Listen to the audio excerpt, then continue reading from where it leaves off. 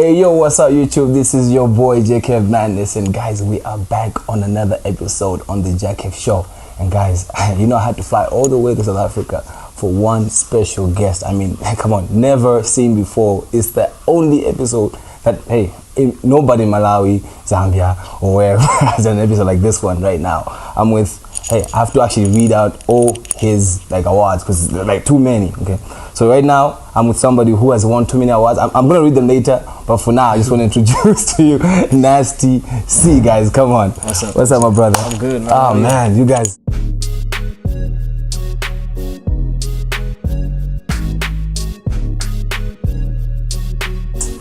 I'm even shaking right now. I'm with the superstar. Hey, my guy, how are you, man? I'm good, man. I'm good. How are you? Guy, thank you very much for blessing us with this episode. Of course, man. You know, it's been a long time coming. This is something that even in my country, everybody's like, oh, okay, let's see what's going on. So right now, we're gonna talk about a lot of things. I hope you have the energy. I hope. Oh yeah. I hope you're well rested. I'm gonna give you too many questions. Nah, let's go, man. Let's yeah? go. Yeah. My guy, there's so many awards that, you know, first I want to talk about your awards. You know, you won 2015, won Best Freshman's of South Africa Hip Hop Awards. Yeah. You're in 2016 nominated as the Radius of the Year at the South African Hip Hop Awards. Yeah. You know, your album Bad Hair won Album of the Year, Metro FM Awards. You know, 2017, your song Hell Nah won Song of the Year, Metro FM Awards. Yeah. 2017 again won Metro FM Awards as Best New Artist. 2017, you correct me if I'm wrong. Okay? 2017, nominated as Best International Act, African BT Awards. 2021, your project African Zulu Man with Some Power. Yeah. Won the Album of the Year at the Summers. 2021, you won the Best Hip Hop Artist at the MTV African Music Awards. Yo, the list goes on, guys.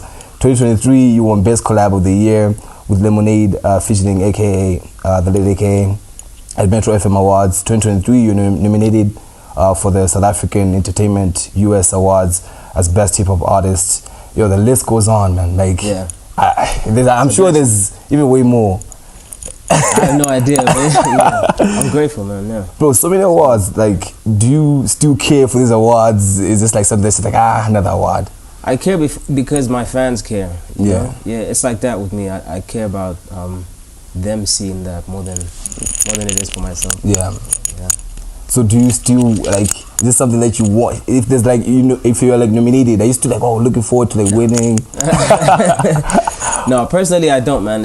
I don't think it's a very healthy thing for the artists themselves to do. And every artist can speak for themselves, but like me especially, I feel like if you worship awards that much, the time where you don't get them, you feel like you didn't do enough, or your work isn't good enough, or so and so is better than you. Yeah. And that's not the case, man. It's art. It's subjective, you know. Yeah. I'm in there telling my own story at my own time, my own people. Yeah. You know, who are you to tell me that the guy sitting next to me did it better? Like, it doesn't work like that. So for me, yeah. So there's no award that you want to win. Like, is there an award that like, you know what? There used to be when I was a kid, for sure. Yeah. Yeah, when I was a kid, I did.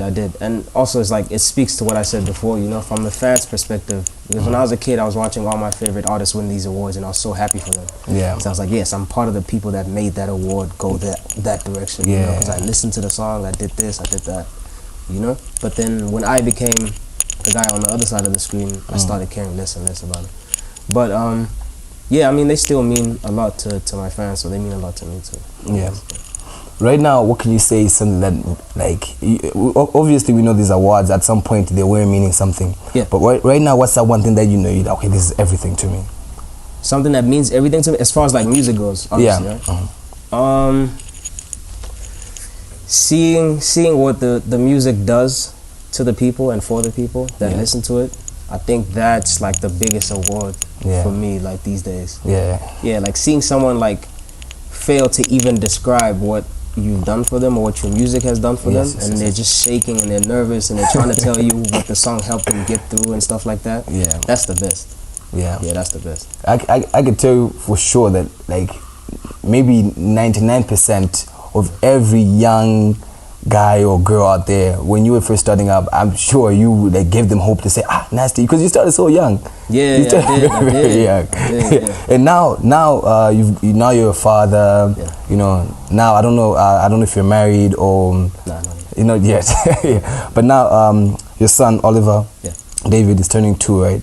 Yeah, turning 2, next month. Damn, man. Yeah, how crazy is that? How does it feel?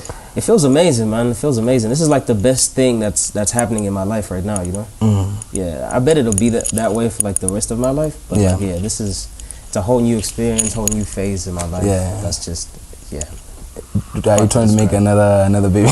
Eventually, yes. Yeah. Yeah. I need them to have like younger siblings, 2 maybe. Go 6. Zulu man. Nah, 6 is too much for me, man. No, Zulu man with some power. Show your power through the kids. You know, as Africans, we believe that. That's the thing. Yeah. Nah, not for me, man. Maybe, who knows? Yeah. Who knows, man? My father has a lot of kids. Like, I have a lot of siblings. Yeah. How many? And man, it's so many, bro. It's probably like 7, 8, maybe 9. Oh, really? Yes, a lot, man. That's the same thing with me. Yeah. But it's dope growing up in a family like that. Yeah, right? of course. Knowing you have so many people that are your people. Yeah. What child are you? The first? Are you the last? Are you like the middle child? I'm somewhere in the middle. The thing is, it's like it changes depending on how you look at it, because we have a lot of us have like different mothers and stuff like that. So you find that from my mother's side, I'm a middle child. I'm actually the last one from my mother's side. Okay. But if you look at my father's side, I'm somewhere. You like the somewhere there, you know? Yeah, no, with fathers it's always like that. Okay, so Oliver. Yeah. Are you the one who named him? Yeah, me and Sam, me and my partner. Yeah. But how does that work? Obviously somebody had to come up with that name. It's one of those things, it happened like organically, man. We were just like, we were looking for a name still, right? And he was very, very young. He was the size of an olive. And that's just how it happened. Yeah. We were just like, all right, if it's a girl, it's probably going to be Olivia. If it's a guy, it's probably going to be Oliver. And then we started to like look for like a deeper meaning behind it and stuff like that. But that all came after it happened like that. So you're an international artist. You're a dad. I don't know how I can address you? Because I thought you were a husband. How can I address that? Just a dude. Just a dude. A businessman. You know, that's a lot on your plate, like already. You know, how do you handle all this, man? Like because obviously music on its own is quite hectic. You know. Yeah, I have a lot of people in my corner that help me out with a lot of things. You know, obviously my partner helps me out with the parenting side of things, the business side of things. I have a management team, not just one person. I have a team that helps me in different ways. And then obviously everything else that comes on top of that, like the lawyers and all that kind of stuff.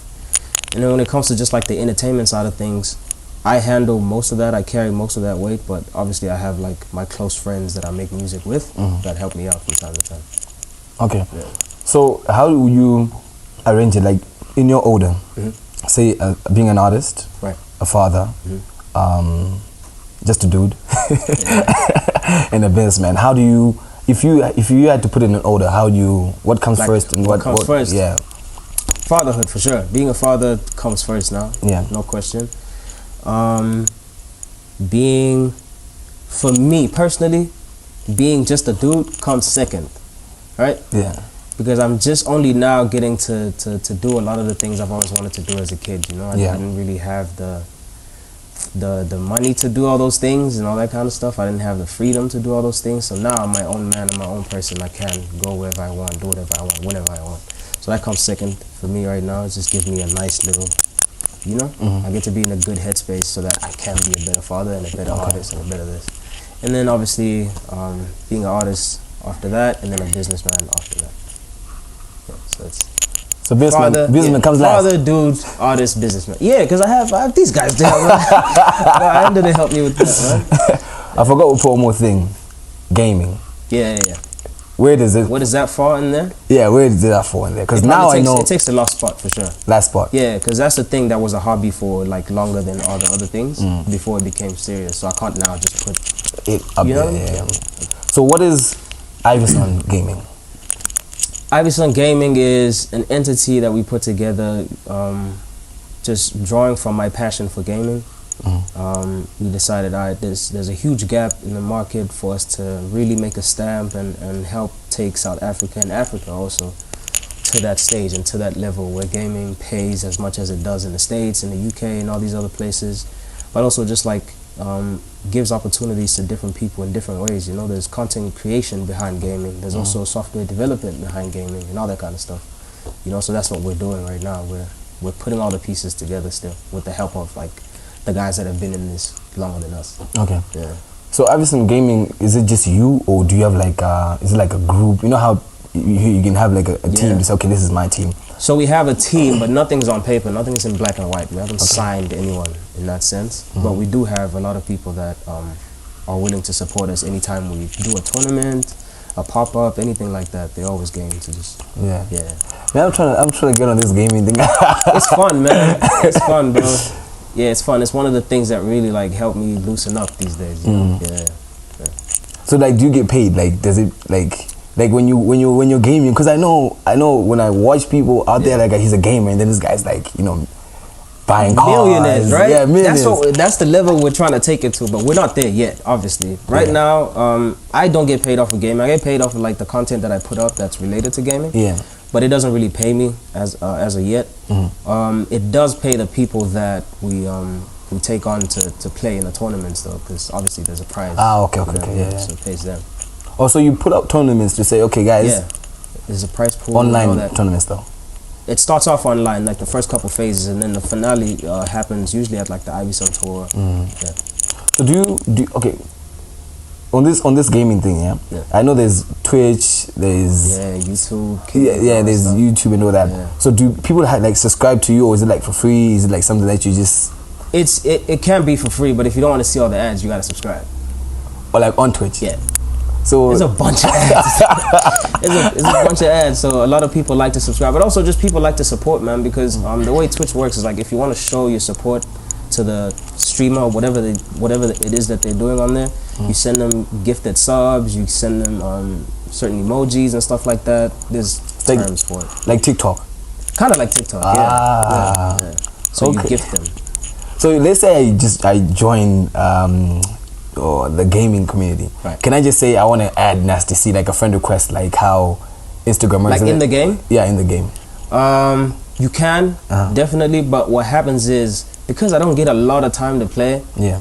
When I'm on there, I just want to hang out with my guys and we just talk smack the whole time. You know, we entertain the viewers and stuff like that. Yeah. But on days where, let's say they're unavailable, yeah, for sure, I play with like my viewers and stuff like that. Yeah. So for free? Yeah. Man, I would charge. Yeah, you just jam. Like playing with Nasty C. Nah, you can't do that, man. It's a game. You know? It's a game, though, and it's nice too because those first couple of minutes, maybe they might be like starstruck, and they might ask like interview kind of questions. Yeah. But after that, as soon as you get into the game and now you focus on winning, we start chatting like friends. Okay. You know, so it breaks down that wall there that it's like, oh, superstar and fan. That goes away, and it's just like, all right, we're just boys not playing. We're trying to win this game. You know, it's like that. So you partnered with Call of Duty. Yeah. Are you still? At the moment, no. It was like a campaign thing. We did 2 campaigns for that. Okay. How did that, like, what was the whole, if you don't mind, if you can just break down how it was, like, what was the partnership about? What were you supposed to do? Okay, so I love Call of Duty, and that's like my favorite game to play. That's the game I play all the time. Yeah. So they were trying to build more on what they already have on the continent and in the country. You know, trying to make like a bigger mark or whatever. And they basically just picked a couple people to help run that campaign to get more downloads, more eyes on the game and stuff like that. That's it. And they brought a server to Africa too, which really helps the people that love playing the game but don't like to lag. There's like a lag. So if you play with someone that's closer to a server and you're not, they get to see you first in the game before you see them, if that makes sense. Does that make sense? Maybe just try to... Okay, so let's say you're in a different team, I'm in a different team, right? Yeah. But we're in the same lobby, in the same game. Okay. If you are somewhere in the States and they have a server there and I'm in Africa, I don't have a server here, I have like a 0.7 second lag.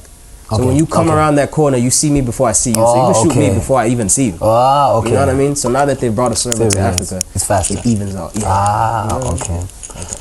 So, well, obviously, the gaming thing is also, because we see people have a whole career of just being gamers. Yeah. Yeah? Yeah. Now, obviously, some people say it's not good to multitask. You know, do this and then do that and do this. Yeah. Obviously, if I'm a full-time artist, I will be more involved maybe in the music scene. But if I start saying, okay, now I'm doing real estate, now I'm doing this, now I'm doing that, obviously your time is gonna split your focus. Do you think this is gonna move you a bit more toward, like, maybe pushing yourself away from the music scene more? You see, there was a time where it did that for a little bit, just because I was so obsessed with the game and I was playing that more than I was in studio. Yeah. But I just figured I have so many songs in the can, I don't have to be in the studio. That was my take on it. But then after I snapped out of it, and I was like, okay, cool. I just went back to like playing it like how I used to, like in my free time, which is what I do now. So whether I'm streaming it or not, I'm still playing it in my free time. So it doesn't really affect my work time. I'm still here right now doing this. Yeah. No, but your fans need you to drop music every week. Drop. I mean, yeah, that's gonna happen now, especially now since I'm independent. We're just dropping songs, man. You know. Yeah. Yeah, that's happening. Like I would never let it overtake my music career, because that's my source of, you know what I mean. That's my bread right there. Yeah, of course. Yeah, you know what I mean. Yeah. So what that's if my first passion too? What if the gaming thing started giving you more money now? I would switch it. There's no question about it. You switch it. Yeah, I'm gonna keep it real with you, man. I would probably switch. I feel like, as far as like the music goes, now when I make music, it's like I'm giving you updates on my life and where I'm at, where my head is at, what I like, what I don't like, what kind of person I am at the time. That's what it is, you know. But when I started off making music, it was really just to give myself a voice and to speak about all the things that I couldn't speak about in person like this, and give people perspective on things. You know what I mean? It was. Yeah, man, it was my voice. Yeah. You know what I mean? I have a voice now. Yeah. You know, now we're having fun with it. We're making party songs. We're making this and this and that. Not to say we're not taking it serious. We definitely are.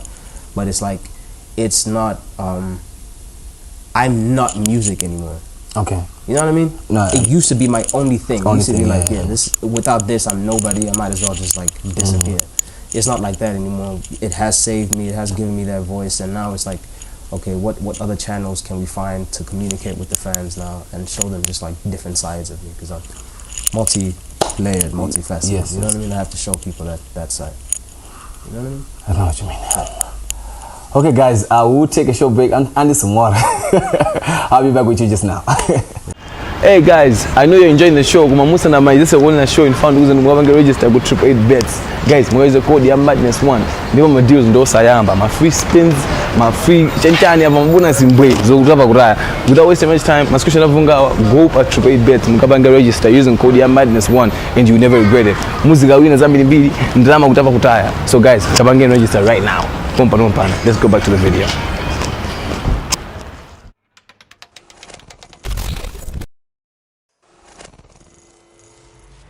So doing my research, I found out a lot of people don't know this in my country, but that you were once called Nasty Cat. Yeah. Before Nasty C. Oh, Nasty Cat. Why? Okay, why Nasty Cat? Why not Nasty Dog? Nasty. Nah, it was actually an accident the way that name was given to me. A guy I really looked up to. And basically the person who taught me everything I knew about, like recording and making beats and how to use FL Studio, which mic to get and all these kind of things. He was like a big brother to me. My oldest brother is actually the one who introduced me to him. He's the one that used to take me there, like every time I wanted to record. So when that guy, the one day I had a studio session with him, I walked in there and he was telling the other guys who were having a session there before me, he was telling them about me. He was like, this cat is nasty. Oh, okay. I just kind of just took it, man. I had a really weak name at the time. It was just Man J. J for Junior. It was too many people. It was Man Z, Man K, Man this, Man that, and I was just like, nah, I need something that. You know. Well, who came up with the Man J? Oh, that was me. That was just like, I need a rap name. Yeah. Do you think names matter? Like, do you think if you're Man J, do you think you'd have been as, because Nasty C is quite unique, like. Yeah.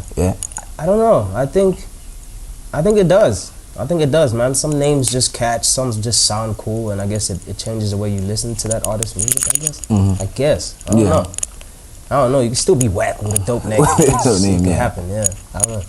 So, like, you didn't ever think about another name apart from... I did. Absolutely, I did. I had a lot of options. It wasn't Nasty C. I had a bombastic name. What is that? I was like a lyrical, spiritual rapper. You know what I mean? Yeah. So I also had like a couple options that like were deep, like a deep name. You know? Okay. Like Soul Spitter or some stupid shit like that. Okay, if it wasn't Nasty C, if it wasn't Man J, what would it be? Right now? Yeah. It would definitely be Ivy Sun. Oh, Yeah. okay. Yeah, if I decide to actually change my name, it's definitely just gonna be Ivy Sun. That's it. Iverson's been there. It's been there, but not as long as Nasty C. It came like 5 years later. Yeah. But that means, because Nasty C came from, this cat is nasty. Yeah. Right? Yeah. So I'm saying, what if you and, if your brother didn't say this cat is nasty? Oh, who would I be now? Yeah. Ooh, I have no idea. I'd have a crazy name though. I know that. Give somebody who's watching, somebody who's trying to be a rapper, give him a name. Hey, Nah, you give me see, this right name. now there's websites where you can go. And get a name. There's a website called Rap Name Generator. Just go there. You type in, I think your government name, and I think it makes you like a random thing, like a number or something like that, and it'll give you like a Man J. yeah. J23 or some weird shit like that, you know? Yeah. Okay, guys, I tried to get Nasty to give you a name, but hey, this guy is... Rap Name Generator, man. They don't pay me, but go there, you'll find it. This episode is not sponsored. Yo, Nasty, you were like 17, 18, 2015 when you made Juice Bag, right? When it caught on, yes. Yeah. Wait, okay. I think I made it when I was like 16, man. 16? Yeah, 16 or something like that. Okay. 16, 17. Tell us a little story about Juice Bag, like... About Juice Bag, yeah. Something that we don't know. Something that we feel like, okay. It was a random one, man. Gemini sent me a beat on WhatsApp. It wasn't even WhatsApp at the time. I think it was Mixit, man. I think he sent me, or BBM, whichever one it was. He sent me the beat. I liked the beat, so I decided to take a day off school. And then I recorded that song. I sent it to him. He liked it. And then I just had it in the can for a little bit of time, and then I dropped it. That's it. Like, it's that random. You didn't even know it's gonna... Nah, dude. What's crazy is that you see how loud the hook is. So it's like that. And then when it was time for me to record the verses, my sister was home and she was playing loud music and she wanted me to be quiet and this and this and that. So then I started taking like a lower... That's the only thing that's interesting about the making of that song. Other than that, it's like, it's very random. It was just like a random day, random song, and it just happened to like catch. You know, what's crazy is the fact that when I first heard that song, I'm sure most people maybe we just heard it, but we didn't know who did it. Yeah. And the English in that song, I think it was like, hey, this guy is probably from America. You know, that's what everyone thinks. Like maybe. I'm heavily influenced by like American hip hop, like heavily. Well, I think you went to like a private school, like maybe like a cheese boy. You know, I did go to a white school. You see? Yeah. This English, you can't get this English like... You out there who thinks you're going to just start doing this when you went to school with a broom. People in my country, they know they go to school with a broom. Nah, bro, the internet is actually crazy, man. There's a lot of kids that sound like they're from places where they actually like have never set foot in. Like I sounded like that and I had never been to the States or even spoken to a person from the States. It was just the internet and music. So is this like a tone that you've always had? Or just like... It is. So at first it was like your polished South African English. It sounded a lot like UK English. That's just what our English sounds like here. Yeah, so then when I picked up hip hop, that's obviously all I'm listening to. All the interviews I'm watching is American rappers. So I'm hanging out with people who are just like me. Yeah, who listen and then this is how we ended up speaking. You know, we ended up speaking like how they speak. And then before you know it, that's just like that became my accent, like a permanent thing. I don't even know how or when it happened, but that's just you should be speaking like, oh, you know what now? If I was from Nigeria, probably. No, but then, so where did you go to school, like? First 5 years of primary school, I went to this white school called Warner Beach Junior Primary School at the time. So it was Warner Beach Junior, Warner Beach Senior, but I was only in senior for like 2 years, and then I moved to an Indian school. And then that's where I did like the remainder of my high school career. And then that was it. I didn't really go to college. I went to go supplement, which is like upgrading my subjects that I didn't pass that well.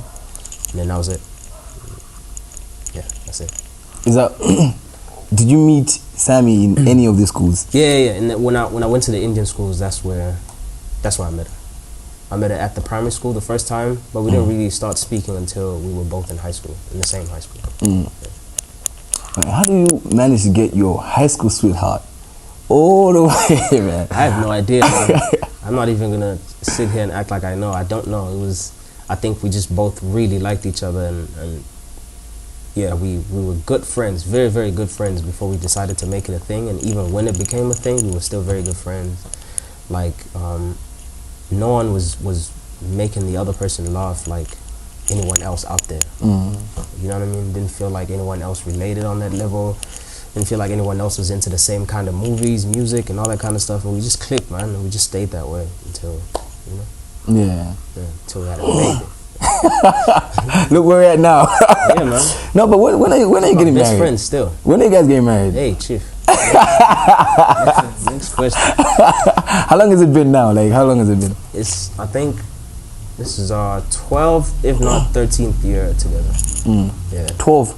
12 or 13, yeah. One of them. It's been a long time, man. And you can't even keep a girl for 2 weeks. He's too fresh, that's the thing. You talking about him, no? Yeah, him. Yeah, it's too fresh, man. I wish the camera could see him, though. Is that your bag, my dog? That's your bag, isn't it? Yeah. My nigga, man. So, you know, most rappers, usually, they were like the shy kid in school, or maybe they were the ones that the teacher's like, this one, outcast, yeah. How were you like, if you just gave it, like, what do you think, if I went to any of your teachers, how do you think they'll describe you back in school? They were exactly that, an introvert, very shy. I spoke to the people that spoke to me mostly, especially in like primary school.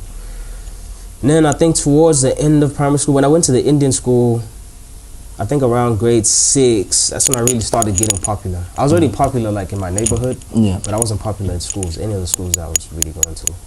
So that's when I really started getting popular, like I'd perform at assembly and stuff like that. So obviously more people would come up to speak to me and stuff like that. I started gaining confidence and all that kind of stuff. And then by high school, I think high school I was just like any other high school kid, you know, getting into trouble whenever I got into trouble. But I wasn't like a troublesome kid. I wasn't a super quiet kid also, but I wasn't like the guy that disrupts the class. I wasn't a class clown or anything like that. I was just a normal average kid when I got to high school. But if you ask my primary school teachers, I was a very quiet, very timid guy. I used to draw on people. I used to draw a lot. I used to draw on people, give people tattoos, charge them like 5 rands, stuff like that. Like you mean pen tattoos? People. Yeah. Pen tattoos or like tattoos? No, pen. With a pen, yeah. I could draw, dog. I could draw, like, yeah, I was really, really good at it. Anything anyone asked me to draw on them, I'd draw it quick. Get the money. Yeah. This boy still hustling long time ago. Now, I know you started, maybe that's what I think, but I heard you started rapping at 9. Yeah. What are you rapping about at 9? I'll be honest with you, at that time, I was really just copying T.I. and Lil Wayne. Yeah. I was just saying anything that they were saying, even though I'd never seen it, touched it, whatever. I was rapping exactly what they were rapping about. So that's that, and I would just change a couple names to make it sound more like it was my story and not their story. The South African version. Yeah, a me version, not even South African, just a me version. Yeah. And then around, I think 15, 16, around there, you know, now you're a teenager, now you're looking at girls, now you know what I mean, stuff like that. So now I had a bit of my own things to talk about. Yeah, your emotions, your hormones are wreak havoc, bro. Yeah, you have a lot to speak about. And that's when it really started getting serious. That's when I was like, okay, cool, this is actually like my outlet. This is my thing. This is how I exist in the world. How old were you when you did Keep Going with Maraza and is it Zankwe? Yeah, Zankwe, yeah. I think that was my first big feature too. I was around 16, 17, yeah, around that age. Before Juice Bag, obviously. I'm not sure, man. That might have been before Juice Bag, actually. You might be right. I can't really remember. It's really hazy in my mind. Yeah, it was definitely around those times though. Like I wasn't like popping. I wasn't on TV or on radio at that time. Yeah. So how do you like land yourself? Because I remember Maraza he was like, I think he had a song or two that was already like out there. Nah, he was already Maraza. He was already Maraza. Yeah, and Zawe was Zawe too.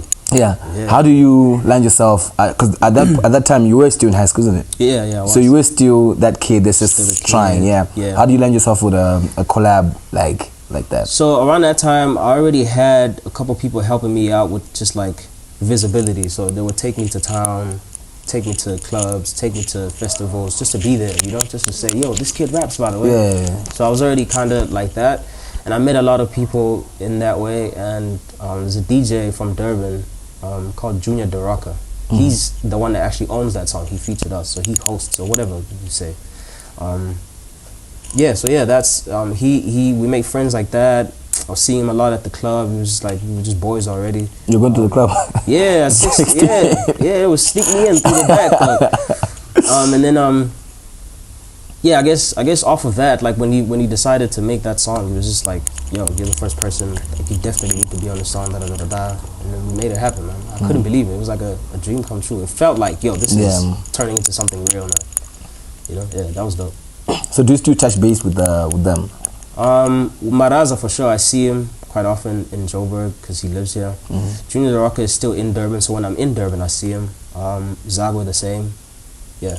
But Maraza stays this side, so I see him. Like I saw him like 2 weeks ago or something like that. Ah, okay. Yeah. You guys still cool? Or yeah, we're cool, man. We're cool. I don't get into beefs and all that kind of stuff. Yeah, of course. Stay out there. So how do you not convince your parents to say, okay, I'm done with high school, I want to focus on music? You know how African parents are. Yeah. You know, they're like, what? That was a tough conversation, man. That was a tough conversation. It was actually my subjects that I didn't do that well in. I think that's what granted me that year. So I took a gap year between high school and university. Yeah. Because I had to upgrade my studies. I had a gap year, and then I convinced my father to let me do music while I'm upgrading these subjects, because it was just 2 subjects. So I have all this free time. Yeah. And I was like, okay, can I really focus on the music now? I'll do the subjects, but can I focus on the music? And then after this year, if it doesn't work out, I'll go back to your way. I'll become a doctor or whatever. Yeah. But if it does work out, I'm leaving everything and I'm going this way.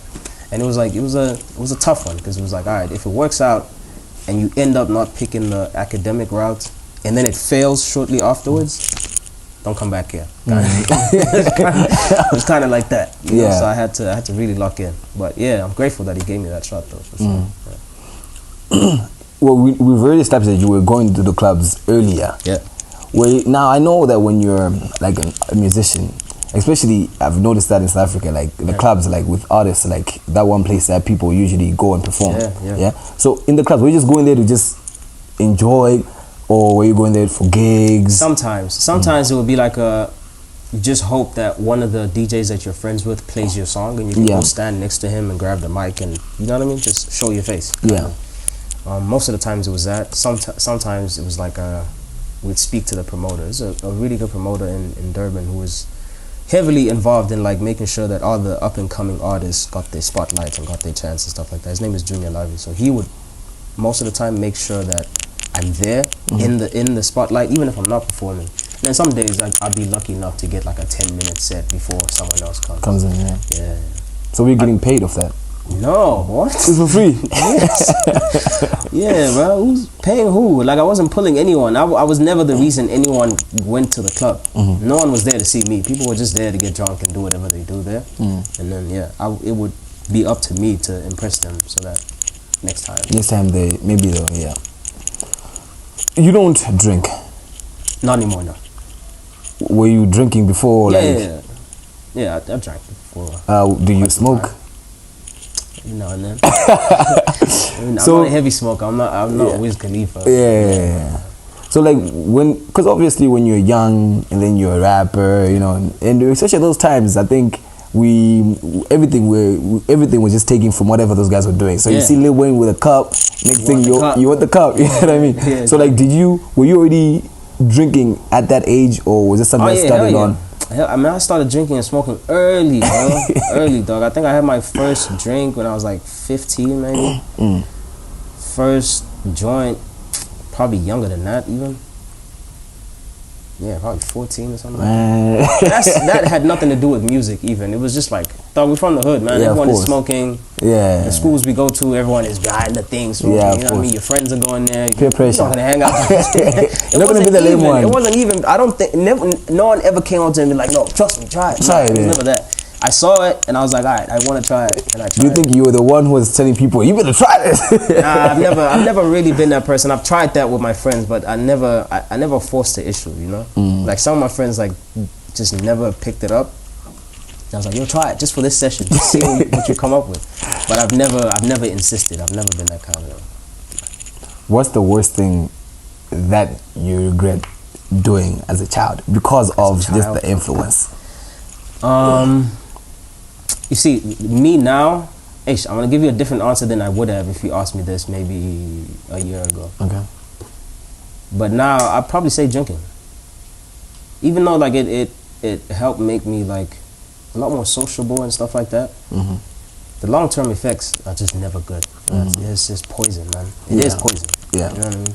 And now that I've stopped drinking, I regret ever starting. Yeah. It's like, I probably would look a lot younger.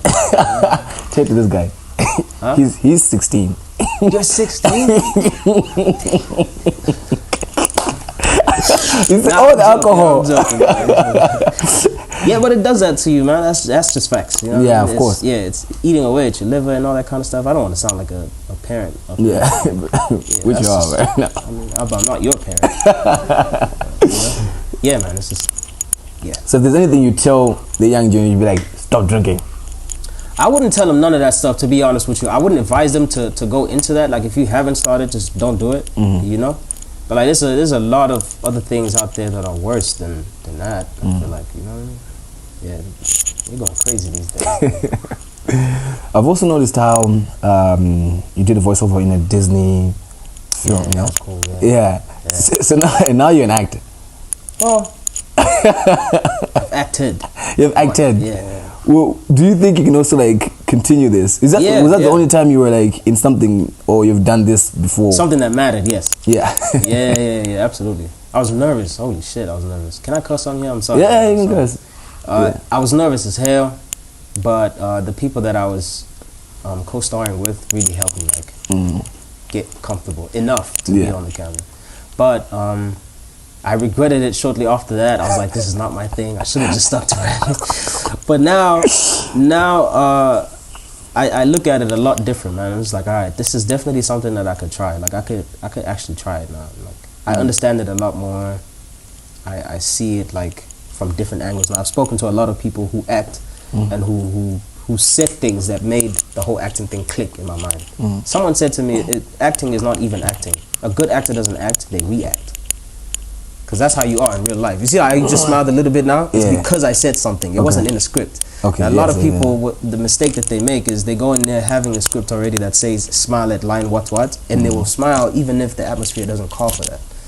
And that's how you differentiate from like good actors and bad actors. Good actors react. So if you twitch, I twitch too, and I make a thing that's off script, but it will make the shot what it needs to be. Yeah. So hearing stuff like that made me go, all right, maybe I can try it again now with this new found knowledge, I guess. I'm watching this show, Shaka.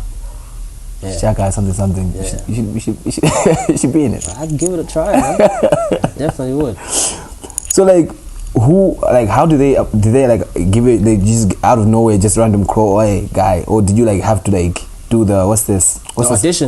I wish I did the audition, but it's one of the things of being like a famous person. They just call you and they're just like, just come do it. People are gonna be happy to see your face. It doesn't even matter if you're terrible or whatever. It was that, to be honest with you. It was like all right, this show speaks to the young people of South Africa, the youth and whatever, and that's the people that they wanted to really watch it at first, anyways. So I was Blood and Water. Yeah. So it's like, all right, makes sense. Just call this guy. Yeah, but they didn't. But take us through the Blood and Water thing, because that show is big. Yeah. That show is big. I saw you had a uniform on, yeah? Were you? Did I? No, I didn't. You have a uniform on? No, there was a guy that his name is Wade, I think, or something like that. They say he looks a lot like me. I don't think so. What was your character in like? I was one of the main stars. I was his best friend / producer. So he's a rapper on the show. I'm Zero, his friend / producer. So I was just there for that one scene where he was having a session. Yeah. Okay, guys. I hope you guys are enjoying the show. We've got Nasty C, we've got JAAKEV, so obviously you're enjoying the show. But anyway, we will be back. Stay tuned.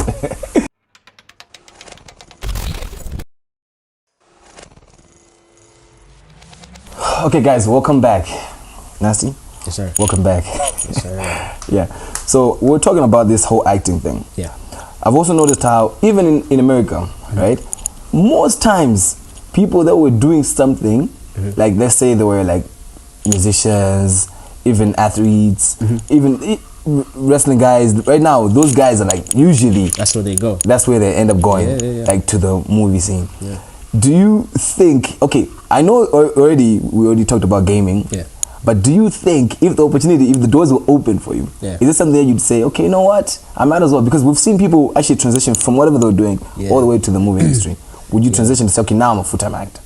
I think like if it wasn't your passion to begin with, I think the thing that makes them decide to go in there fully is like it'll be like one scene or one movie or one role that they play that they do really well in, and then they're like, you know what, actually I might be good at this. You know what I mean? I think it would have to be one of those. I would have to like play a role where it's like when you watch it back, you forget I'm even Nasty C. You're just like whoever I am in that movie. Yeah, if that happened, then I for sure would, man. It pays very well. So I would definitely do it. I was talking to someone the other day. I was like, it's so dope that when it comes to like movies and just like actors in general, you might spend like 6 months or whatever, maybe even a year working on this movie, but after that, it's like, all right, this thing is done. We've put out blood, sweat, and tears into this. Here it is. You give it to the fans, and they don't have to know it word for word for it to be a good movie. They don't have to perform your scene back at you. You don't have to go out there and play it again. That's it. It's done. It's done. Here it is. Give me my cash. Take this thing. Let me go my way. But with music, it's different. It's like the minute you drop it, that's when it starts. You know, even if you've been working on it for a year, the minute you drop it, now you have to go do all this promo. You have to perform it. People have to know it. You have to do this and this and that. So I was like, all right, man. You know what? I'm a little tired of this of this rat race thing. So if that turned out to be something that I'm actually good at, that I could turn into a career, I would definitely make that leap. I would. I definitely would. Releasing music is still pressure. Even to date, even you as an established guy. It doesn't stop being pressure, man. It doesn't stop. It doesn't get easier. It doesn't get, it stays the same, man. It stays the same. It's like fingers crossed every time. It's like, I hope this thing catches. Yeah, of course. You know what I mean? And now with I feel like now in the music has actually changed so much. Yeah, it has. You know, now maybe a long time ago you could just drop and just say, guys, hear this. Now you have to use TikTok. Now you have to have influencers. All that. Yo, how are you handling that, man? Like, I'm working on it. Like, I'm getting better and better at it, like the whole content thing. See, when I walked in here, I was glued to my phone. I wasn't texting. I was really just posting today's content. You know what I mean? So you post on your own? Yeah, I mean, sometimes. I don't really like being on social media, so I have people that help me out with that stuff. But every now and then, like, I'll make my own posts. You can tell when you... when it's you. Maybe it's that guy over there just like let me try as much as I can to post like I'm nasty. But the thing is, they don't have to really all the time. Because sometimes it's like it's information. It's like, okay, the show, maybe the date has changed to this and this and that, and that's just like an update. It's not anything fun. If you see the funny stuff, that's me. That's you. Yeah. But if it's like something that's like informative and whatever, then that's my team. You know, which is fine. It's good. That's how it's supposed to be. I feel like. Yeah. So you're not always the one who's responding in your DMs? Responding, that's me. Responding to comments, whatever, that's me. Okay. Yeah. The updates, the flyers, the this and this and that, I don't like to do that kind of stuff. Yes. What about your DMs? I really don't reply to DMs, to be honest with you. But every now and then, you see what happens with me is my eyes go to the blue checks before anything. So I look at the blue checks, I look at the name, I go in the profile, look at what that person's about. And if I feel like it's something that'll benefit me, then for sure I entertain it. But if I don't feel that way, then I don't. I minimize it. I just get out of there. I don't. What's the wildest thing you've got in your DMs before? The wildest thing you've Wildest? Oh my god. Nah, let's not even go there, man. Tell us. That's one thing that any fan has ever done, like in your DMs. Like, I feel like you can guess it, man. You can definitely guess it. Tell us. Some wild females out there. That's where I'm gonna end it. No, tell us. The fans want to see. Nah, you know how it is, man. They're just shooting their shot, you know. Sometimes they don't use words. They just what do they use? Why is he playing dumb? You know what I mean? No, me, I might know what you mean, but the person viewing this right now. Use photos, sometimes videos, you know. Stuff like that, man. Yo, man. Yo, whoever you're in Nasty C's DM, now I'm Nasty's friend. throw the photos at me. I'm not going to respond. No, but Nasty, you know, I've known you since like 2015, somewhere around there. But I've never heard no scandalous act, bro. I've never heard, oh, Nasty caught cheating, oh, Nasty did this. Oh, wait, there's one time you punched someone or slapped someone.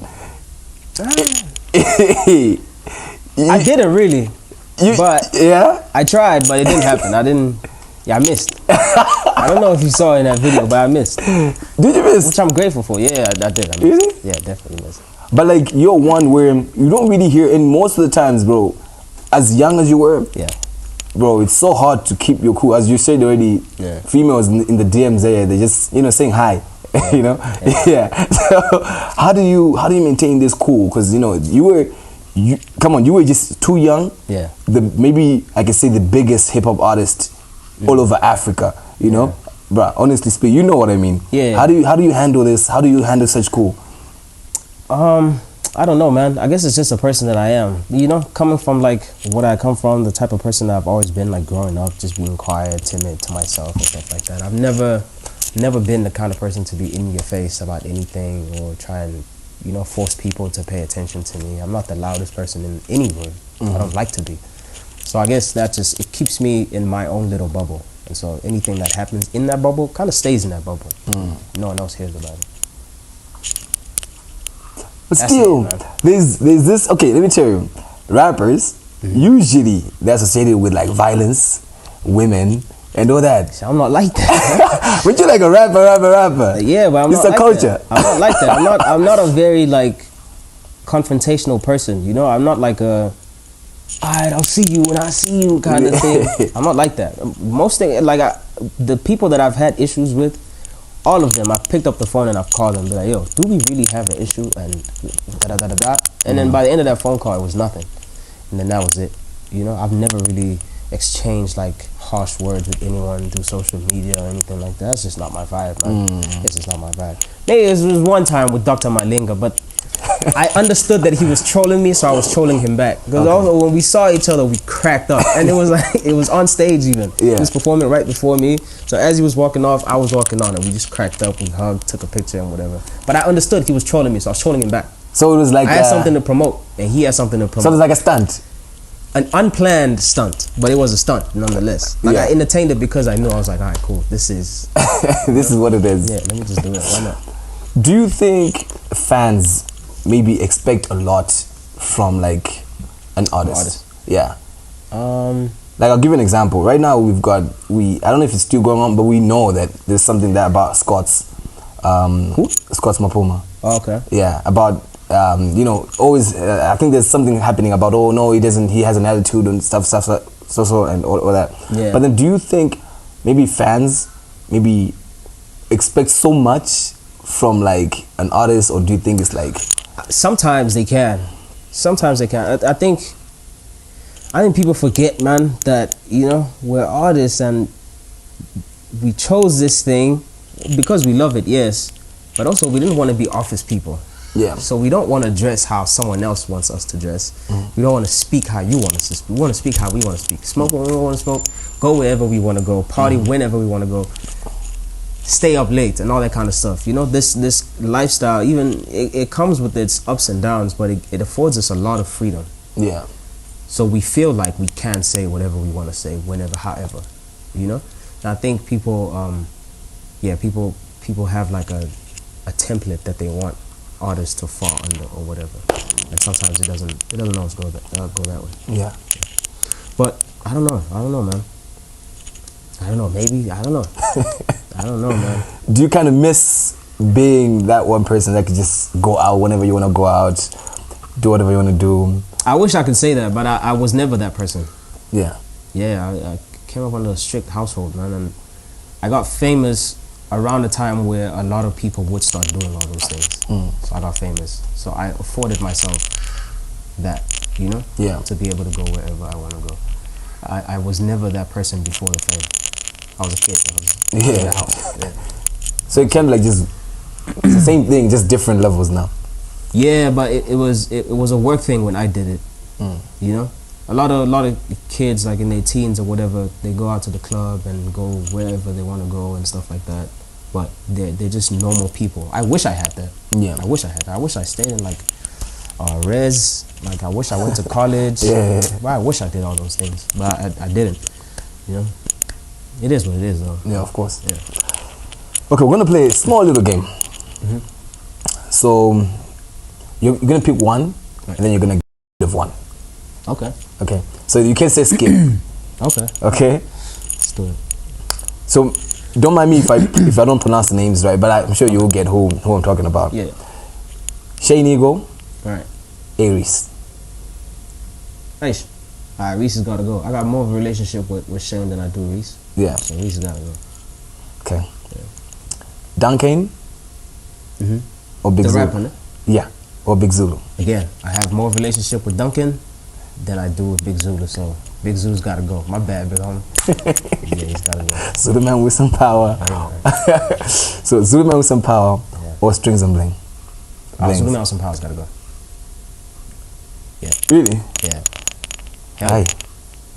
hell yeah. I had a lot more fun recording and making Strings and Bling than I did Zoom out some power. Also, just the place I was at in my career. I was just a young kid. You know, it wasn't so much pressure on me to say certain things or represent a thing or whatever. I was just making music, just vibing out. So that was a lot more fun. Okay, let me try to take away Strings and Blings. Okay. Let's put Zulu man with some power and bad hair. Zulu Man with some power still. Gotta. Yeah, Bad Hair was like my first album, dude. That was like my proper introduction to the game. That's like the test. Yeah. You can put out singles and be hot or whatever, but like if you don't have an album, we don't give you that badge to say you're an artist. Yeah. Once you put out your first project, then it's like, okay, we give you that badge, but it's like you could be a one-hit wonder, you know? Of course. But it's like it's a project thing, and then your second project is when you really solidify your place and say, no, I'm here to stay, kind of. But like the first project, very important. It's like your make or break moment. Yeah. Yeah. I would definitely, Zoom out some power, gotta go. Gotta go. Mac G, El Tito. Mac G's gotta go. Nah, Mac G, I'm sorry. Very scandalous brew, that one. No. He gotta go. I avoid that any chance I get. Yo, I see him at the gym. Sometimes I just dump my head like this. Just hoping he doesn't see me, right? Yeah, no. Has he ever came at you before? Oh, yeah. He's I know him, by the way. Like, Yeah. we used to do interviews before he did the podcast. He was still on radio. Cool guy. Like, I fuck with him. Yeah. I just don't like I don't like that podcast that they have right now. I don't want to be there. I don't want to find myself there. So anytime the conversation kind of sways in that way, I'm ducking it. But like, yeah, if it's on some casual shit, for sure. That's my guy, man. Okay. Zuma or Cyril? That one is kind of hard because I really don't know anything about neither one of them. Yeah, just I have guess to pick one. Zuma's had more moments that were like funny to me that I knew about. So I want to go with him. He stays. Cyril goes. I don't know nothing about him besides load shedding and lockdown and stuff. You know, he's got to go, man. I'm picking Zuma. So loyalty, man. All right. Okay. Well, that's the end of the game. I'll be back with more more names. Crazy question. Okay, so at some point you're involved in a legal battle with a former label. Oh yeah. Mabala Noise. Yeah. Wasn't it Mabala Noise? No, it wasn't necessarily a record label thing. It was like a management agency, whatever it was. Well, the ones that It was before that. It was before that. Did they tell you to stop using your name? Like, Yeah, that's the before thing. That's it's not Mabala. No. Oh. That was before the Mabala situation. So the management guys, not the label that you're under. No. They're the I ones. wasn't under a label at the time. Mabala Noise is No, before Mabala. Oh, okay. It was before them. It was like a camp. It was like a camp of us. Yeah. It's a I don't want to say it was a record label because it really wasn't. Yeah. It was like just like friends.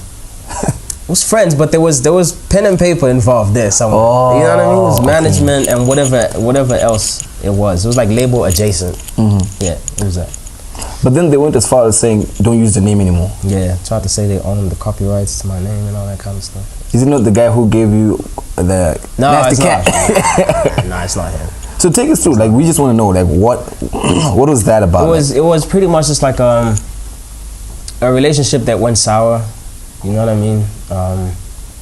There was a lot of like unprofessional, unethical things going on there behind the scenes and all that kind of stuff.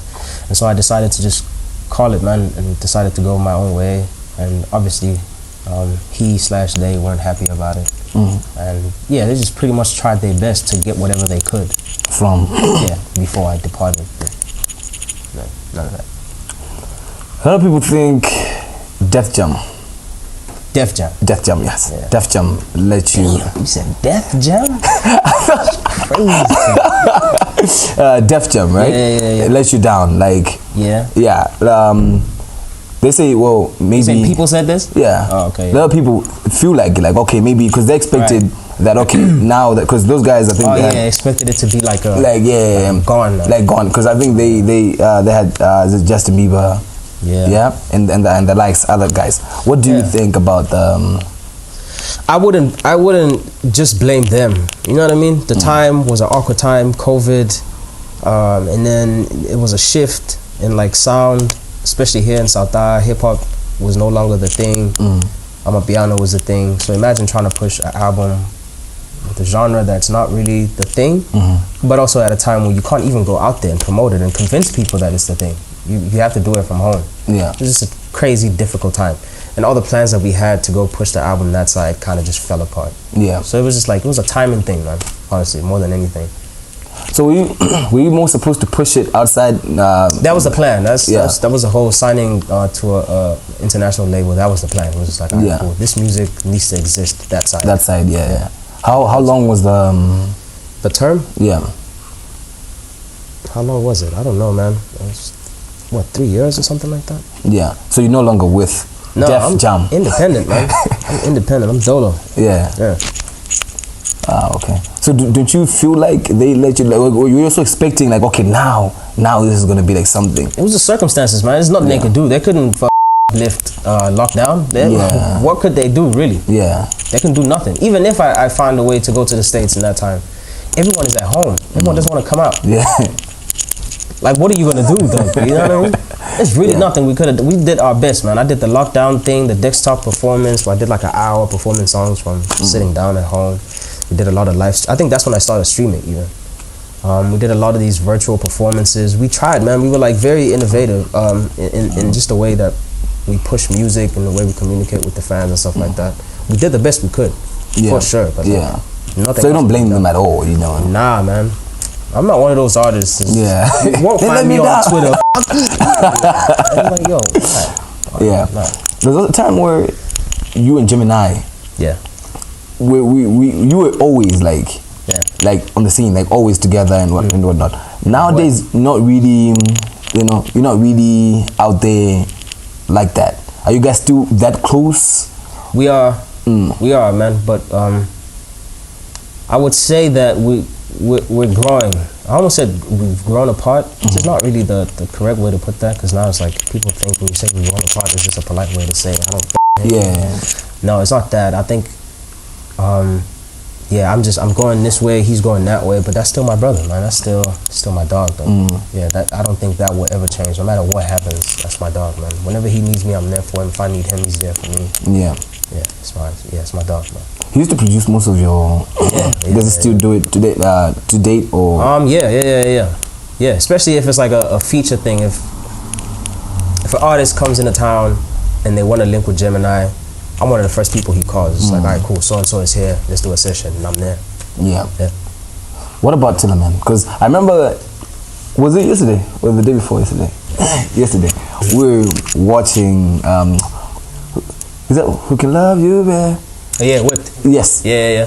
And I was like, yo, these guys used to be like, they used to make music like, we could all see. Oh, we still do. Yeah? Yeah, we still do. So are you also like that as close as you were? That's my brother. That's like, we haven't even like went like this. We're still like this. Yeah. We just haven't dropped a lot of music together recently, but we have so much in the can. We're actually working on a little something special to put out. Like an EP? Hopefully, hopefully this year.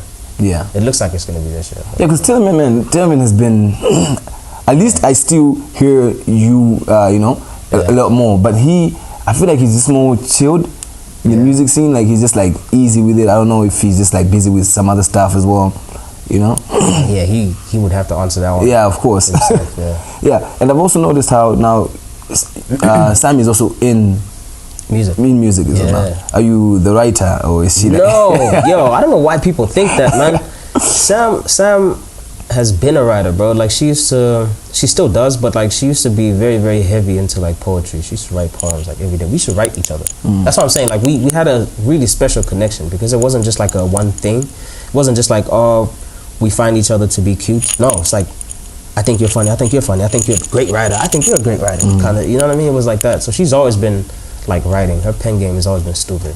And then yeah, as of recently, she's just been fucking with the music thing a bit more.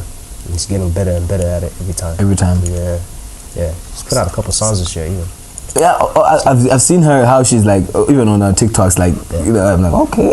Yeah, she's out there. But we can still see a little nasty there. Like. we hang out all the time. We're always together. So I mean, obviously, there's gonna be some similarities there and some influences or whatever. Yeah. It's just that you guys can't pick up the influences that I get from her because you don't know that much of her music and her writing. Yeah. But it's both ways. Yeah. Yeah. It's not like a one way. Nah, it's both ways. I'm sure your son now has nowhere to escape. The father rapper, the mom's also doing music. Your son's definitely going to be. Would you maybe let me put it like this? Would you like want your son to become a musician? Or I know you would say, okay, I'll let him do whatever he wants. But then would you like encourage to say, yeah? I wouldn't. I don't think I'm ever gonna plant that idea in his head, like to take it on professionally. I'm definitely gonna. I'm already doing that. Also, I'm putting a couple of instruments in his hand. You know, just put it there on the floor and see what he does with it. You know, if he falls in love with it, great, man. And he doesn't have to pursue it. Like it's just something about like learning or knowing how to play an instrument that adds so much to a person's character. I think it affects the way you are, just the way you walk, the way you carry yourself. So even if that's what it becomes, I'm happy. I'll be great. Like that's awesome. You know. I don't want him to go through the stuff that I'm going through, but I understand that no matter what profession he picks, he's gonna have to go through like a lot of like ups and downs and stuff like that. So I don't want to push him in any direction. I'll just let him be, man. I'm just happy that I can provide. Like I can, you know, he doesn't have to start from ground zero. Of course. You know what I mean? I can start him off at a place where he has a better chance. Now that you're independent, right? Should I say independent? Don't you have like your own label now? Like. I do, but I'm not signed to it. Oh, so it's yours, but you're not signed to it? No, not yet, no. It's gonna happen, but not yet. I mean, how does this thing work, man? It's yours, but you're not... Yeah. How, you're just supposed to be the one... Hey man, people have shops. That doesn't mean they work at the shops. That doesn't mean you're gonna find them there. Oh, it's $5. No, it's my thing. But also, you gotta understand, like, we've... Well, we're still in the process of it, but we're in the final stages now. We've remodeled this thing, so it's not your conventional label where it's like, oh, you signed this and you're with us for this amount of time and whatever. We've remodeled this thing to make it a lot more. It's loose now. It's more lenient to the artist. You know, it's like you could be signed to Tarex and still feel like an independent artist. We'll help you. We'll give you the services. We'll give you the platform and that kind of stuff. But you're not bound to us. After this thing here, you can decide if you want to continue or if you want to keep going, type of thing. And there's no crazy stipulations. It's like what you have to do, what we control, and all that kind of stuff. We don't want to do none of that stuff. It's a headache, bro. We don't want to do none of that. So yeah, we're you know, we're in there, man. We're putting it together, and when it's ready, which I think is very soon. It's ready. You know what I'm saying? It's ready. So yeah, in a couple weeks, maybe you might see something going up, saying, all right, now we're cool and we're ready to take on artists and that kind of stuff. And then I'm obviously going to be the first signee. Yeah, because people need to see you. Of course. Yeah, of course. But so you haven't signed anybody as of yet? No. Not even Sam is not in there. Is she going to be? Yeah, I mean, yeah. But if she decides to go anywhere else, that's also fine. You know what I mean? But like I said, it's gonna be like a project-based thing. Like we're not We're not keeping you here. Yeah. No, do your thing, fly, flourish, all that stuff. We'll help you with whatever you need help with. Yeah. Usually that's how labels start. Then next thing, now they're controlling me. Nah, but you gotta understand, this is not my first time. This is not my first attempt at this. We've tried the conventional way. Yeah. Yeah, and that wasn't very fruitful. It had its moments where it was great and it helped people. But yeah, no, I don't want to do that again. Mm-hmm.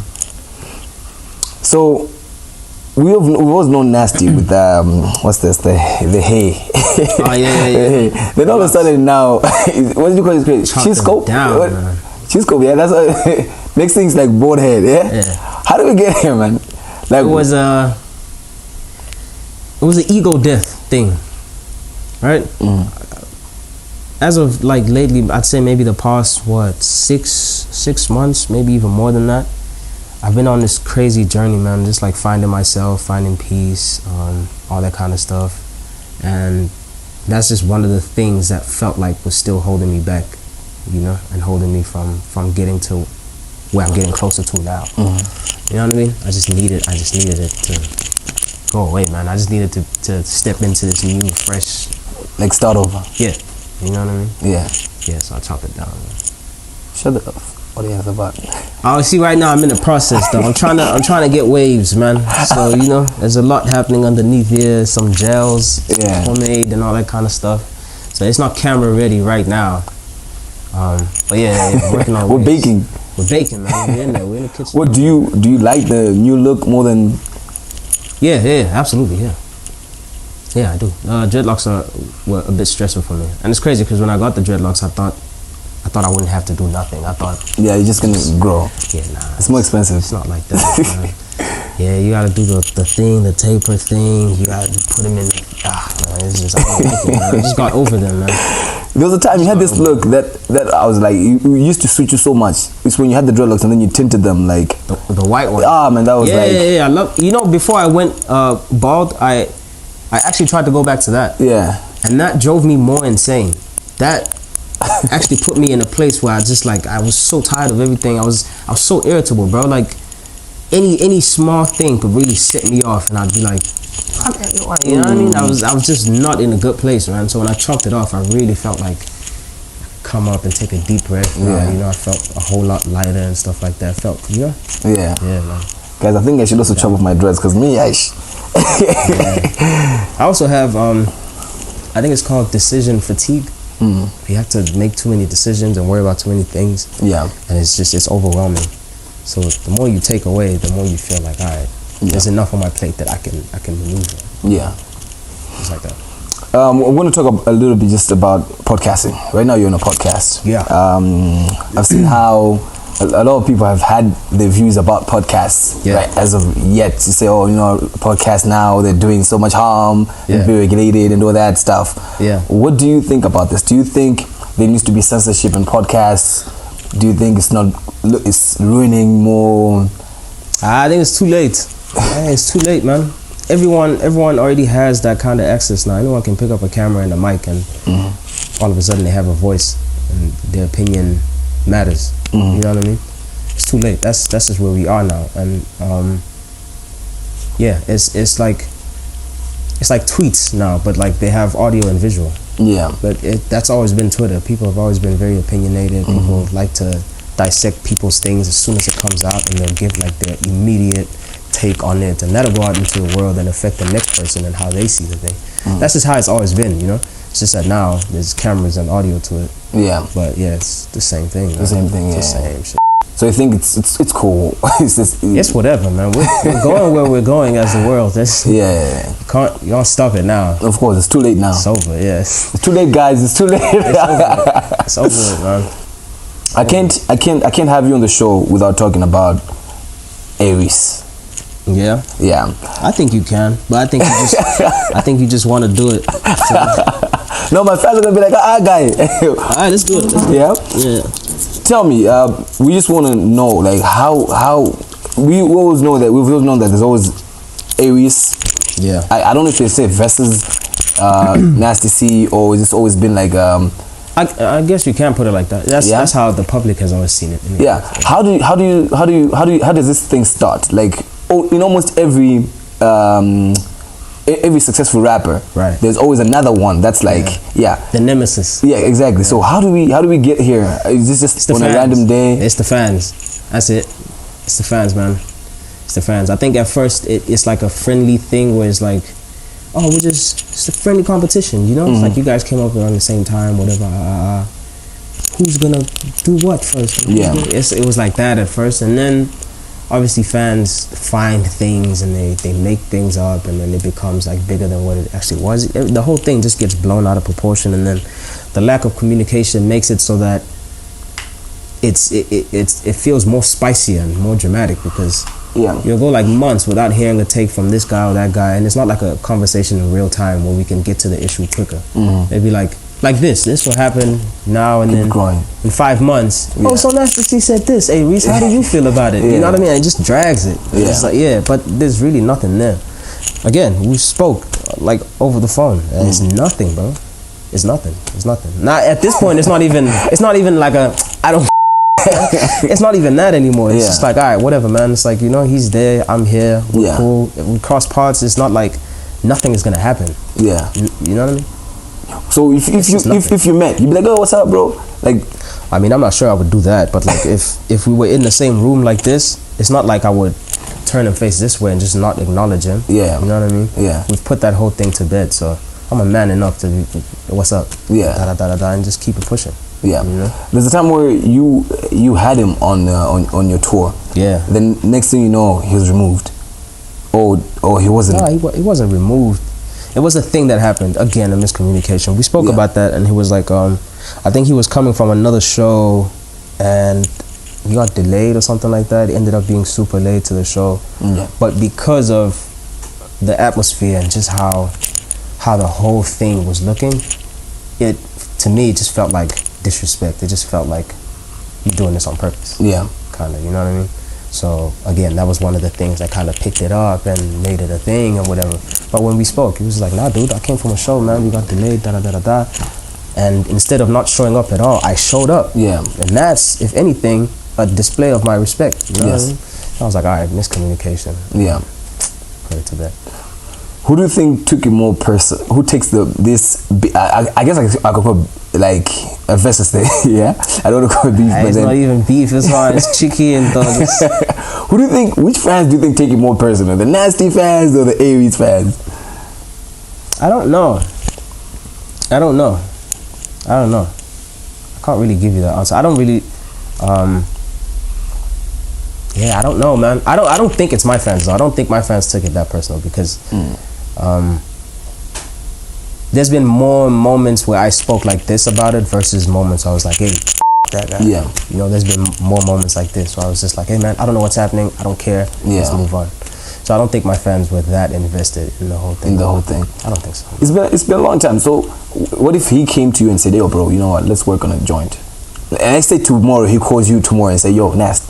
I'm not gonna lie. I would consider it. I don't know if Stogie T has spoken about this publicly, but he tried to get us on a song together. Yeah. Right.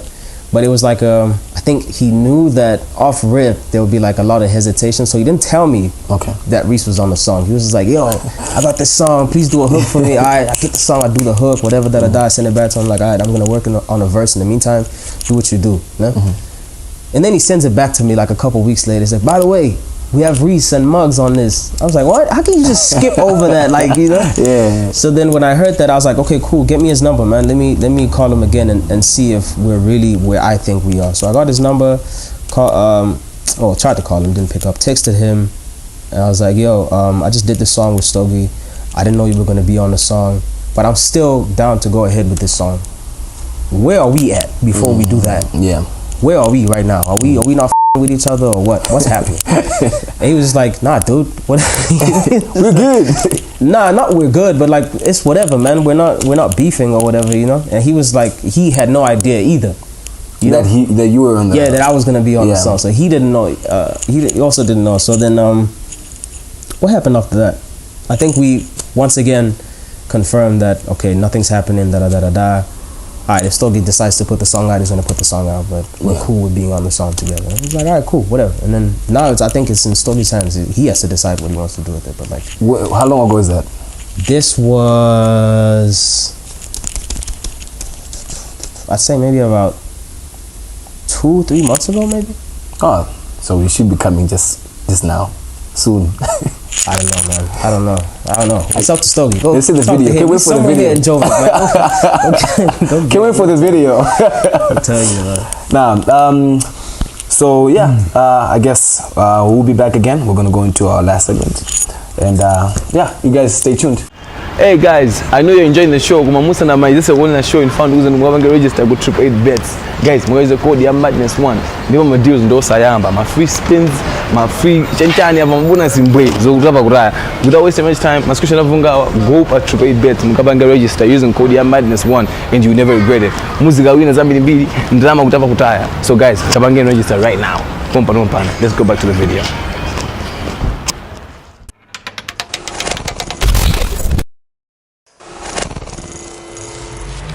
Agulu, Pamela figure out the field segment made my cha. Your favorite guys, your favorite.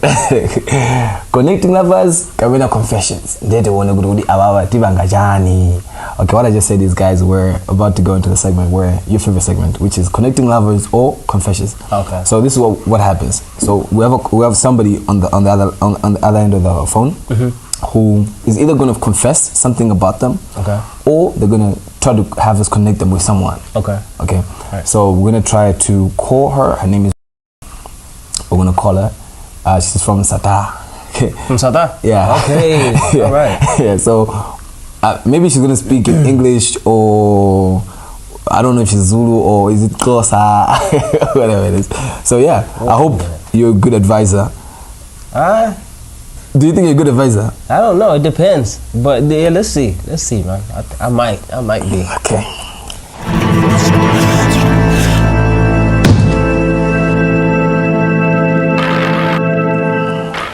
Let's call her. Let's talk about, man. Calling her now.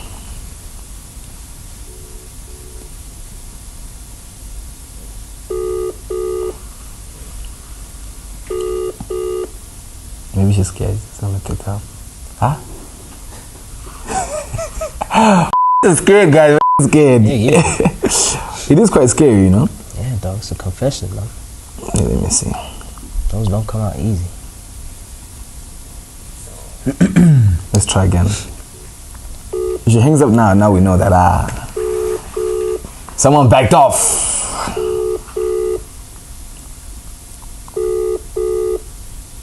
We've had the wildest people on confessions and connecting lovers. Yeah. Let me try calling her like a direct call. What's the wildest confession you've ever done? We had someone sleep with the sister's husband. Oh, damn. Yeah. And they stay in the same house. Sheesh. Hello? Hello? Hello. Hey, how are you? I'm good, and you? I'm great. This is JAAKEV. I think you had submitted your number that you have something to tell us. We're on the show now. I'm sitting right here with Nasty C. So yeah, you're live right now in case you're wondering. But yeah, we are waiting for you. Maybe you could tell us whatever you have, and maybe we can see how we can help. Oh, okay. Hi, Nasty. What's up? How are you? I'm good, and yourself? I'm good, man. Oh, yeah. Actually, have a confession, but at the same time, I need some advice. Okay. I'm actually, I'm dating. I have a boyfriend. All right. And let me just put it like this. What advice can you give to someone who's pregnant, who's dating, also having a side who's married, but the boyfriend is not financially stable? Like, what advice can you give to such a person? That would you rather tell the boyfriend or the one who's financially stable? Okay, so wait, whoa. Whose baby is this? The boyfriend. Okay. Yeah. That's a tough one. I can't lie. I think, I would say tell the boyfriend, you know, and well, I guess you would know like his prospects. Like, is he working towards something? Does he have a job? Does he have aspirations? Nah, nothing. Nothing. Yeah. What does he do? Like for money? Nothing. He's just a student. Oh damn. And the side nigga is a married guy. I know. Ew. Nah, tell the boyfriend. Don't break up a happy home. You know, tell the boyfriend, and then I would say, anyways, it might be the harder thing to do, or it might sound like it is, but I think in the long run you'll be glad that you did that versus the latter. You know. It's my advice. Let me ask.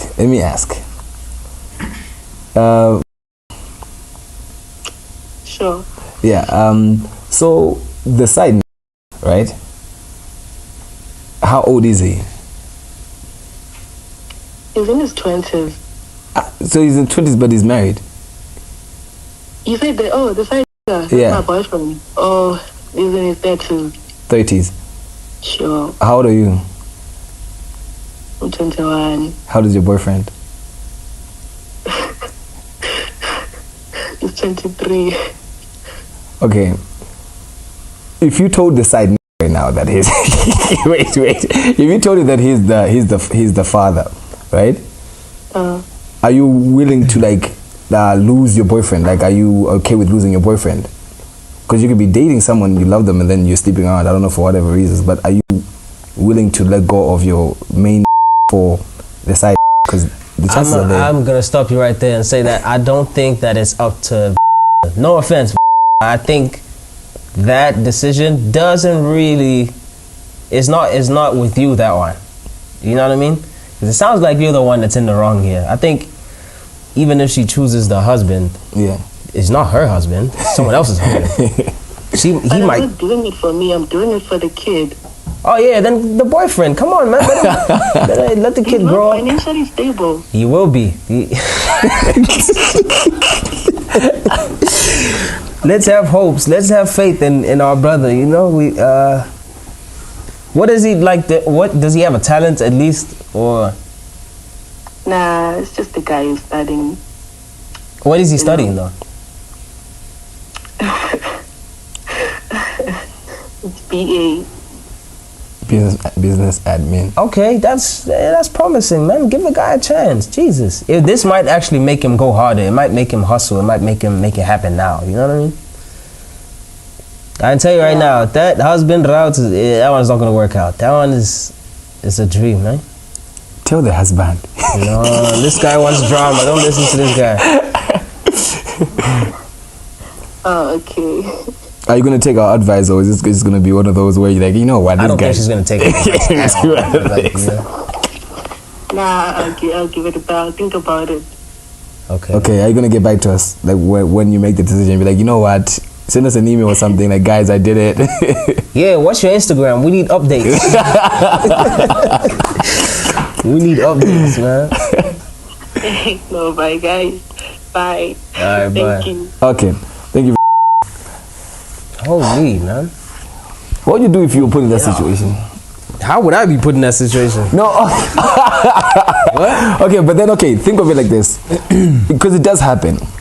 I feel like there's a lot more times that. Okay, give me 1 second. Sorry, guys. You guys can still roll. I just wanna check something. Oh, what's up? Crazy, It's okay, yeah. I think it happens more times than we know. Yeah. Where there's a girlfriend and a boyfriend and somebody else. Oh yeah. Yeah. Now there's something with girls that they look for who is the one with more potential. Yeah. They say you're gonna be the father. You know. Yeah, that happens, man. That happens a lot. That is a scary thing, dog. It's scary being a man out here. Mm-hmm. You might be raising somebody else's kid just because they're in school studying BA. Now they get to walk away scot-free. Now you're, chief. So happen, man. I feel like women also have, I don't know how to say it, but they also maybe might not see on their end. Right. Maybe they might be like, hey guys, you know what? This is something that will change my whole life. You know, maybe they're with somebody who is not financially stable, Yeah. but then they're dating somebody who is financially stable. Right. But then something like that happens, and they're like, hey, you know what? I need to also look after myself Yeah, it's and like this impulse. child. Yeah. Do you? I feel like maybe sometimes women just date who they want to date. Be with that one guy who they feel like, okay, this is the one. You know, with financially stable. It's easy to say. It's easy to say, but like that's not how it is out here, man. It's too much happening. It's too much happening. It's in a perfect world, people would just stick with the person that they like. Yeah. And then that's who they have a family with or whatever. But that's just not how it is, man. Yeah. Sometimes the person you like doesn't really have it like that. And then you look this way and that person has everything that you want, yeah. you know? And you might just be drawn to that person naturally. You know? That's just how it is, man. It happens like that. But like, yo, I think when when something like that happens, it's like a call to come back to reality. Yeah. It's like, all right, cool. It's bigger than you now, you know? Now it's not about who you like. That. You've already that up. Of course. Leave that alone now. This child is an innocent child. It's an innocent soul that you've been given. It's a gift. How do you, like, how are you going to raise this person? You have like the power right now to decide whether their life goes this way or that way. Yeah. Do you want this child at 16 to find out that this is not the actual father? And then after all this time that this father's been reprimanding this kid, now he's man enough to fight him back. He's like, actually, you're not even my father, you. Yeah. And then he him up. You know, so much could happen, bro. And then that kid could also hate the mother and be like, yo, how could you do this? Yeah. You know? Now at school, this kid is like, you know, you can't tell stories about, oh, my dad's like, nah, that's not your dad. You know what I mean? So much could happen, man. Or you could stick it out with this person, and if you guys end up making it, it's a beautiful story. Yeah. It's like, yo, we started from the bottom. But sometimes we stuck together. But you know, sometimes now think of it like this, right?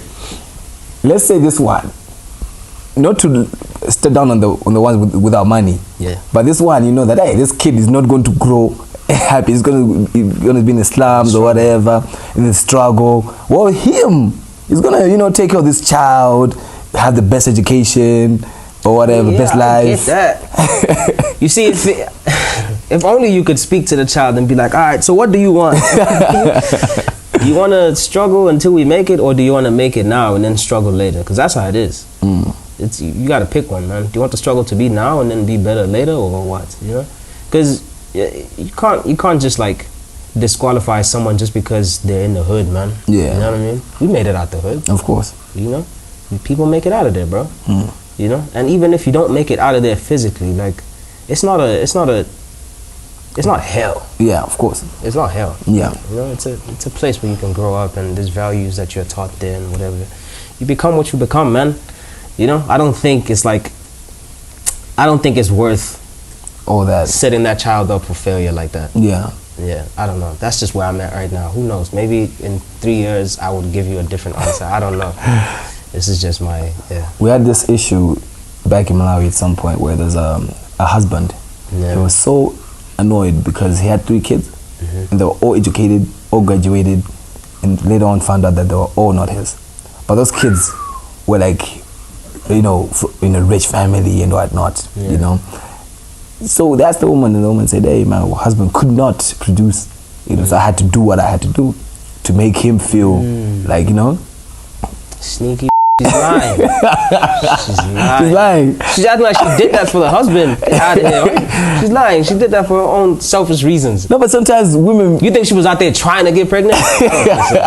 No. Hell no. That's not what happened. There's one dad somewhere just saying, oh, I'm back, I need a second child.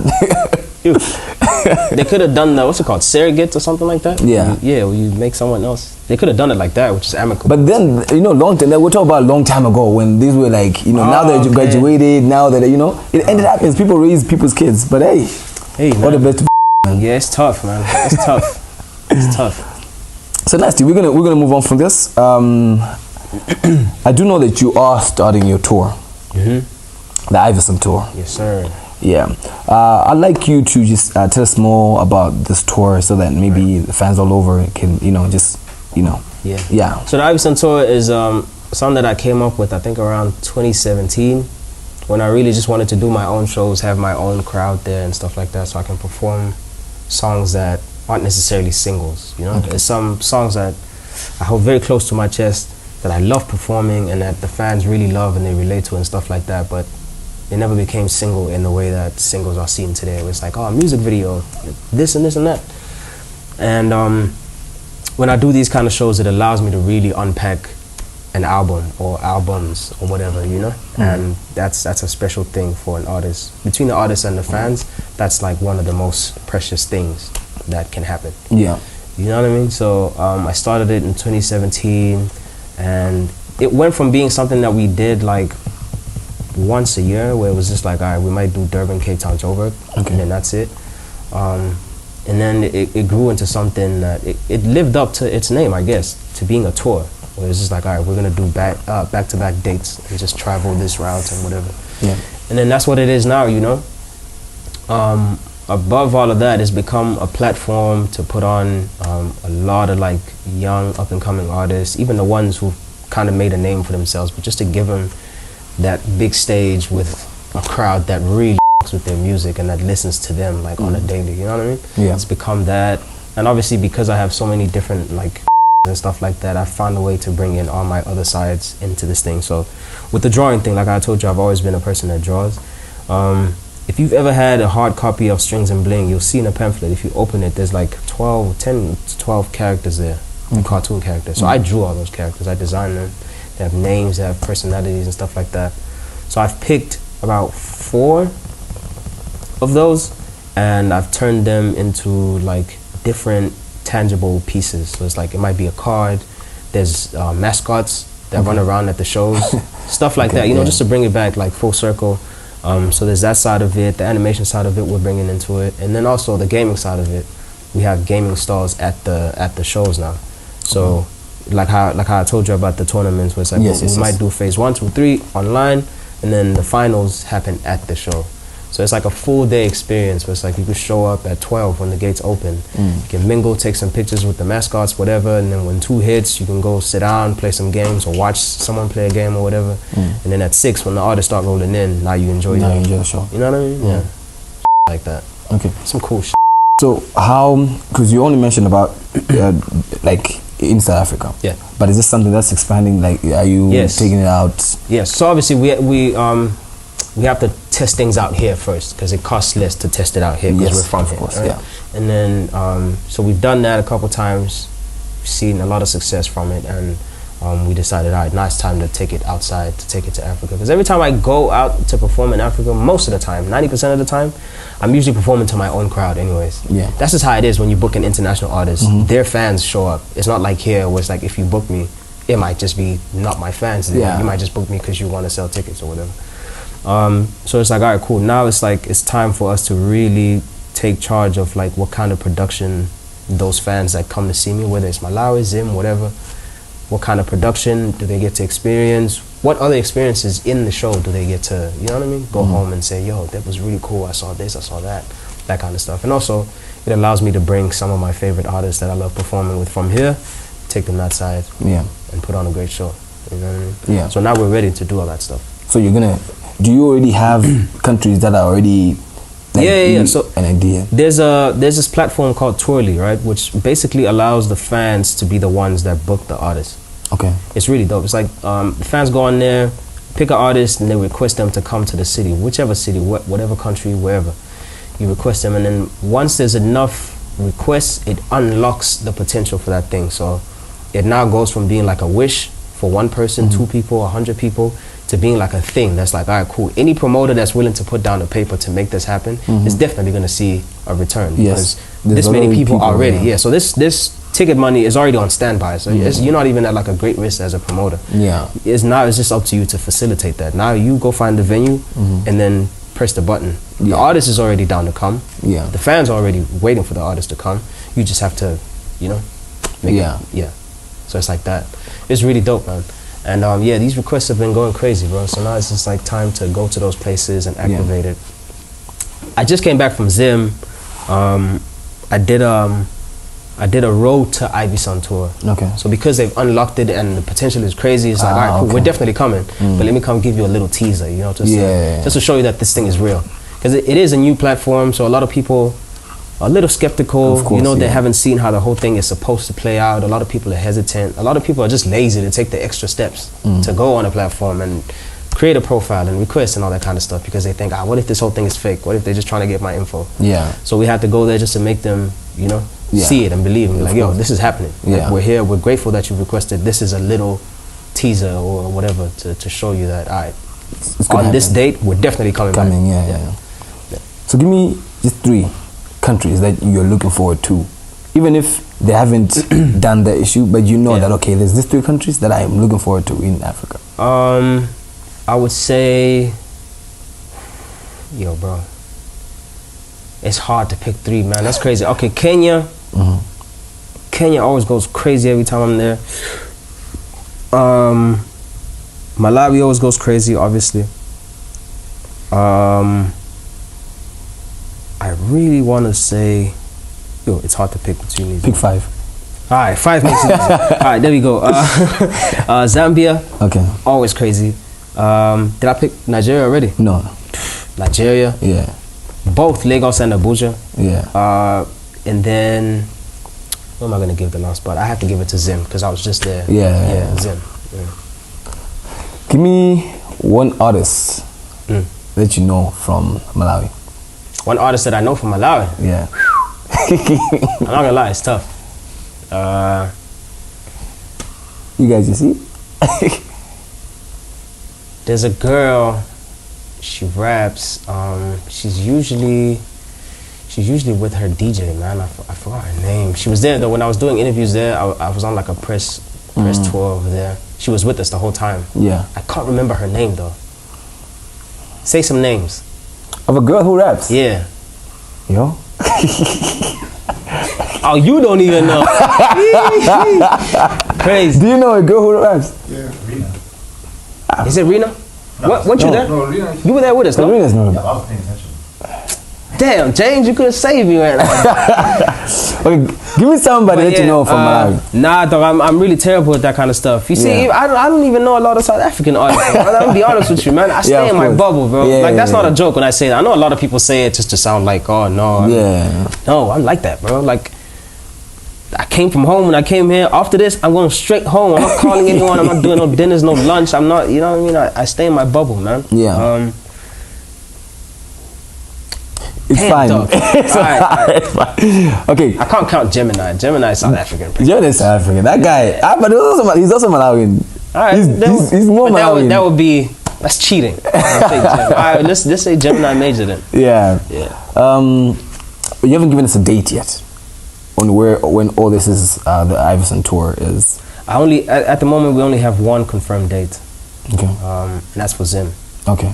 Yeah, that's the only one that's been confirmed for, that's the 9th of August. Yeah. Yeah. All the other dates, I have to wait till Ayanda tells me. I can't like. Yeah. Yeah.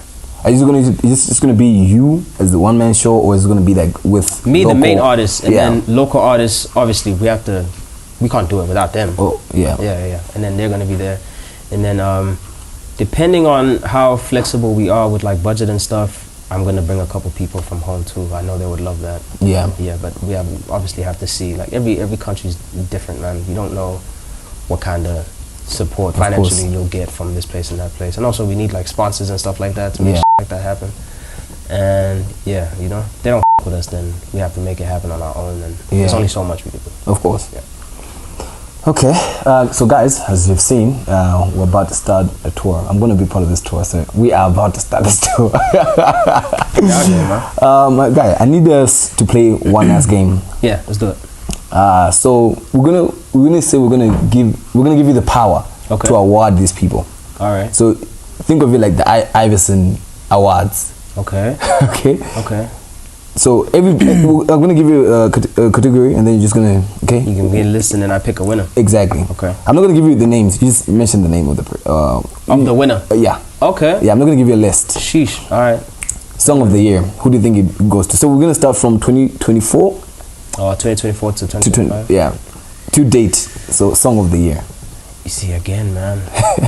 You have to give us a name. I'm not out there like that. I don't know. Yeah, just give us anything. All right, let me see.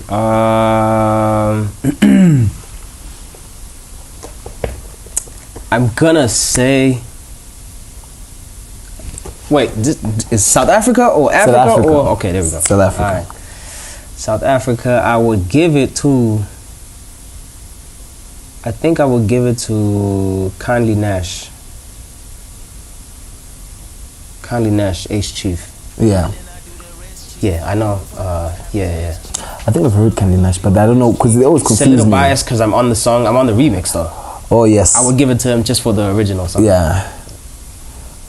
Male artist of the year. Male artist of the year.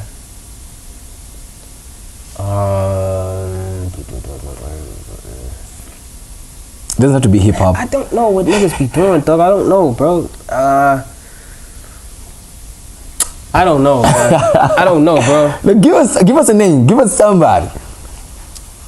I'm gonna give you. Who dropped the project last year? First of all, let's start there. Who? Did someone drop a project last year? I know Pretty Ugly dropped the project. I don't know if he dropped it last year. But it doesn't have to be centered around rappers or something. Anybody. That's all I can think of, though. Like I told you, man, I don't know stuff. Dog. Yeah. I'm not lying, though. I swear to God. Let's give it to Pretty Ugly, man. Okay. Yeah, Pretty Ugly. Female artist of the year. Female artist of the year.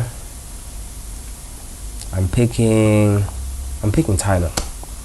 Yeah. Okay. Yeah, I think everyone will agree with that one. Yeah. Content creator of the year. Content creator of the year. Yeah. So this is like TikTokers. I see. I would go with probably Sonabile. Sonabile. You know Sonabile? Yeah, no Sonabile. Yeah, I would give it to him. Music video of the year.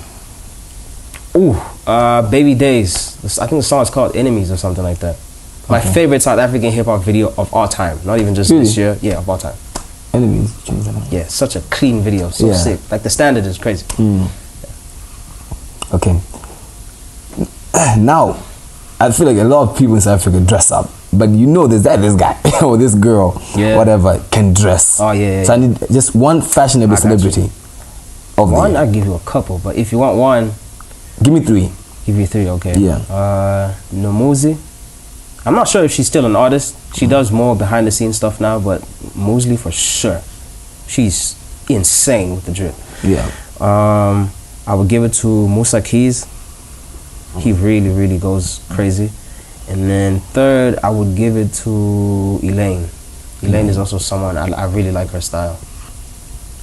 I don't know. I don't know why I don't know Elaine, but I'm going to try to. You don't know Elaine? Is she a musician? Is she a musician? It's crazy. Yeah. Stop now, bro. Yeah, nah, she cleans up. Singer. All three of them, yeah. Singer. All three of them. Okay. Wait. Last time you didn't know who Bone Thugs and Harmony was.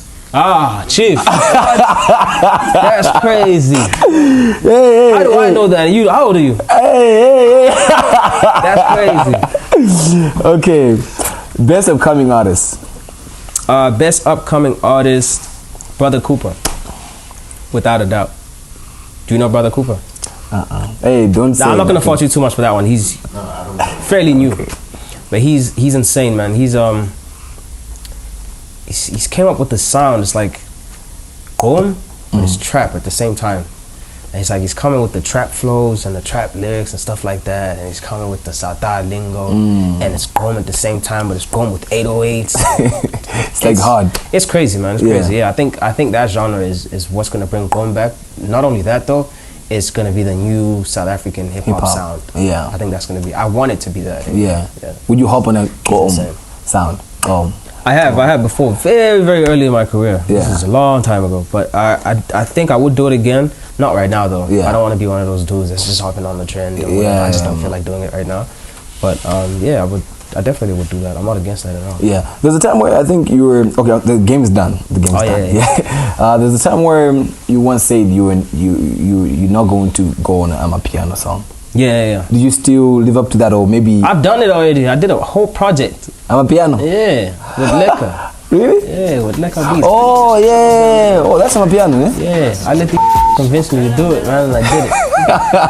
I did it, man. How was it like? Was it like, man? Or was it like, were you excited about doing it, or was this just like? I was part excited, part nervous, part I was feeling like, yo, this ain't it. Yeah.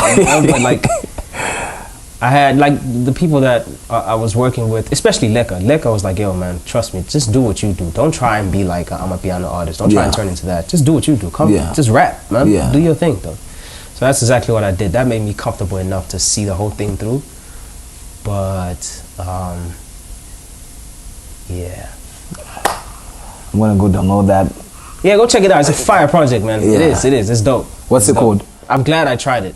You know, because it was like, I think I don't want is to it- do it on my piano, and then I tried it, and then I know for sure I That don't. you don't do. I think I saw a video. You were like in a backdrop. Yeah. Oh, okay, Yeah, it was fun. okay. It was a fun experience, man. It was Yeah. dope. It was dope. Yeah.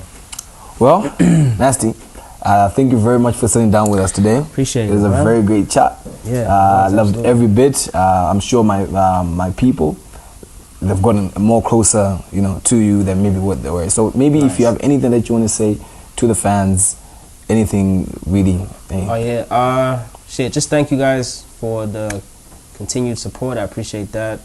I'll see you guys very soon for the Ivyson tour. Hopefully everyone that's watching is gonna attend. And yeah, there's a whole lot of new music coming out, new visuals, new content, and all that kind of stuff, man. Streams, all that. So yeah, be on the lookout. And don't forget to like, comment, subscribe, share, Yeah, fear. all that fun good stuff. And from me, JAAKEV Madness, and until next time, I'll catch you on the flip side. Foes up till it goes up. My boy. My dog, appreciate it, man. Thank you, man. That was We awesome. need